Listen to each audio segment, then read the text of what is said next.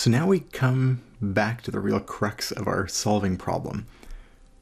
We know, here's a big word, if we can find two solutions to a second order differential equation, we can build the general solution. So if it's linear in second order and we get two building blocks, we're good to go. Writing this final solution, the general solution, is trivial. But how do we find those first two solutions? Well, in general, this can be quite hard, but if we limit ourselves to a little more focused set, life can get a lot easier. We're going to look for homogeneous. So the right-hand side of the differential equation, let's be clear here, in standard form, is equal to 0. So emphasis on that standard form. It has to be a linear differential equation, so y and its derivatives are linear.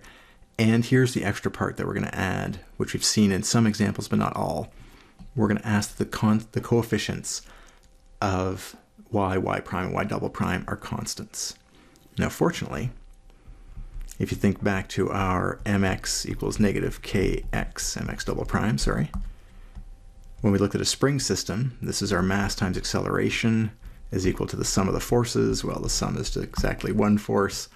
And we translated that into, rearranging it, plus k over m times x equals 0. Right-hand side equals 0. That's homogeneous. Check. It is linear. We have x and x double prime added together with constants. That's perfect. And the coefficients are 1 and a constant. So they're not changing with time. Check. So our spring system matches all these three properties perfectly, which is exactly what we need. So with that in mind, let's just get a quick bit of practice identifying these kinds of differential equations, especially these three properties: linearity, homogeneity, and the constant coefficients. So in this particular equation, we have a right-hand side that's not 0. Even though it's just a constant, it's definitely non-homogeneous. Try to write that more clearly. Homogeneous. It is linear. We have y prime, y double prime. But the coefficients are not constant. We can see that the coefficients have x's and x squareds. Those would change as x changes, and so we don't have constant coefficients. That's different in this equation here. This is definitely linear. We have y and y double prime separated by addition. We do have constant coefficients,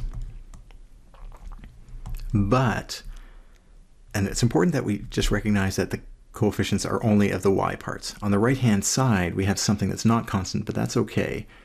It just becomes non-homogeneous, and that's fine. So coefficients of the y's and its derivatives are constant. That's good. Right-hand side is non-homogeneous. It's still linear. The next one here, as soon as we see this squared, we're going to have something non-linear. So nothing we've looked at so far has been able to handle or even discuss nonlinear equations, so this will be beyond the scope of the kinds of equations we'll deal with in this class. We can't take a power of any of the y's or its derivatives. And honestly, as soon as we get nonlinear, it doesn't really make as much sense to talk about the coefficients or the homogeneity. We just basically say it's not linear and move on. Meanwhile, this example down here would be the kind of case we're going to look at. It is linear. Y prime, y double prime are added, not squared or anything else. It does have constant coefficients. All the coefficients are for negative 10 and 1. That's very different from the first example, which had x's in it. And it is homogeneous, because this right-hand side is equal to 0. So these are the kinds of equations we're talking about when we develop our solution technique for homogeneous linear differential equations with constant coefficients. That's the kind of thing we're looking for. What we're going to be using won't work on any of these other equations, so just keep that in mind.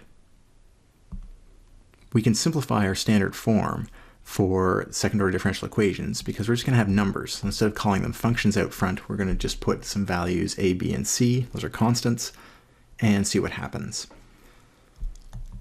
At the heart of this is something that many students find incredibly troubling, but it is the way this stuff often goes. We are going to take an informed, but still a guess, at the form of the solution and see what happens. Our informed guess is to notice that somehow whatever y is and its derivatives have to cancel out to get 0, right? I have to add up y and some combination of its derivative and second derivative and have it all disappear. Well, one of the things that we could plug in there would be an exponential. If I plug an exponential in, the derivative is the same exponential, the second derivative is the same exponential, but with constants out front. So maybe that kind of solution would make sense. So let's see what we get when we do that. Well, we're going to sub in, which means that we need y prime, which would be r is a constant, x is a variable, so we're going to get the r down in front. And we're also going to need the second derivative, which would be another r, so an r squared e to the rx.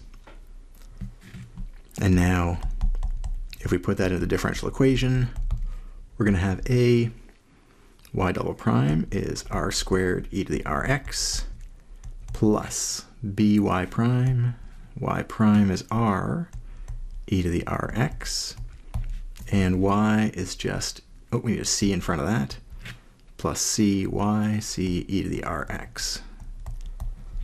And the right-hand side was 0. So if we sub in and this equality is still maintained, we're in business. Now what we can do is factor out e to the rx. It's in every term. And at the end of the day, what we get is this new equation. This is fantastic. You have no idea at this point how exciting this is. But e to the rx times this thing here has to equal 0. Well, the exponential is never going to equal 0, so all the weight is put on this. So e to the rx is a solution. E to the rx is our proposed solution if r satisfies ar squared plus br plus c equals 0. And if you look at that equation, a, b, c, what did we start with? A, b, c. What did we change? Instead of y's, which were about derivatives, we just have for every derivative an r. Second derivative, r squared. First derivative, 1r. 0th derivative, r to the 0 or just 1. Now that is something we know how to solve. That's a quadratic. This is something we can work with and have worked with for years. So we've transformed what was very, very difficult through a little assumption about the form of the solution into something that we can definitely work with going forward. In fact, we've given this a name because every time we do this substitution or this guess at y equals e to the rx, we're always going to get this same form, which is the same coefficients, a, b, c in order. Every derivative turns into an r, and we're going to call that equation the characteristic equation for the matching differential equation. And what we're getting here then is r being a root of the equation ar squared plus br plus c equals 0. That's what a root is where you sub it in and it makes it 0. So all of a sudden we've transformed differential equations into polynomials. Fantastic.